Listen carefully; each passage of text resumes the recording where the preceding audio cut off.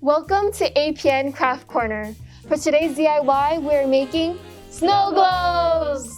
It only takes a couple household supplies and your endless creativity to make this fun and personalized DIY that is sure to put you in the holiday spirit.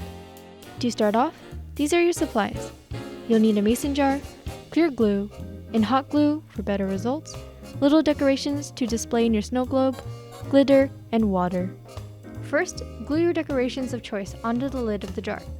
Hold for a few seconds to make sure it is secure. Then fill your jar with some clear glue about 1 inch thick and add some shimmer for snow. Next, you want to add water to the brim. Having both your lid and jar assembled, go ahead and attach them together. And there you go, your very own snow globe. That's a wrap for this segment of APN Craft Corner. Follow this simple and easy tutorial to make your own snow globe that will last you a lifetime.